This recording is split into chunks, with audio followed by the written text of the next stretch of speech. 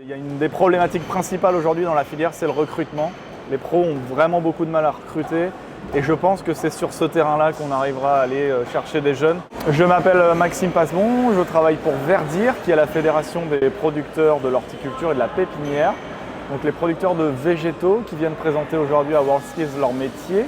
On est là en tant que fédération, donc on essaie, nous, aujourd'hui, de montrer aux jeunes quels sont les tenants et les aboutissants du métier d'horticulteur. Et donc très concrètement, on a un espace animation qui est juste là, sur lequel les jeunes viennent s'essayer au métier d'horticulteur. Et donc c'est prendre un petit godet de végétaux, de terreau, de planter un petit jeune plant dedans et de repartir avec son petit godet pour avoir voilà, les premières sensations du métier d'horticulteur.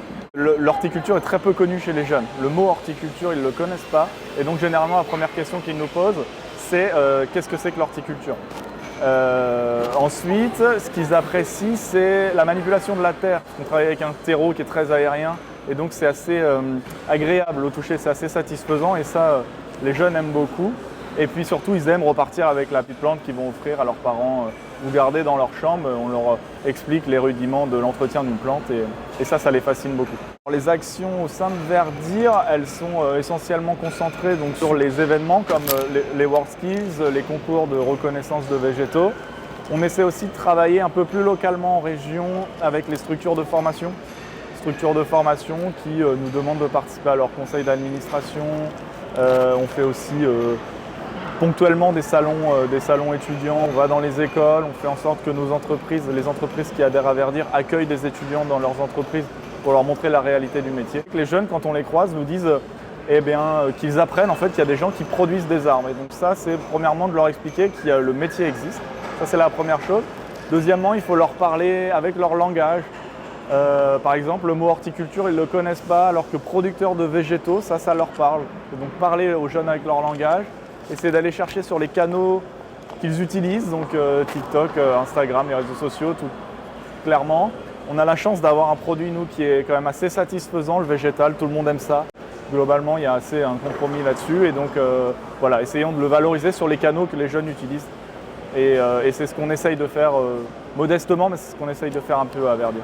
Si des producteurs m'écoutent, qu'ils aillent dans les écoles, dans les collèges, dans les lycées, parler du végétal, qu'ils aillent sur TikTok, sur Instagram, et qu'ils utilisent des mots simples, qui montrent les choses satisfaisantes parce que les gamins, ils adorent ça. Toucher la terre, voir une plante qui rentre dans la terre, la manipuler, je pense que c'est ce qu'ils aiment bien.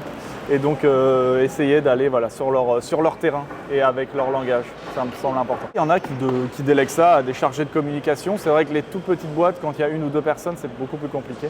Mais toujours est-il que c'est un temps, comme je l'ai dit, bien investi. Je pense qu'il y a vraiment de la clientèle à aller chercher, parce que les réseaux ne sont pas forcément fréquentés uniquement que par les jeunes. C'est aussi des clients qui sont sur les réseaux. On a un producteur qui fait ça très bien en Loire-Atlantique. Pascal Renaud Grandiflora.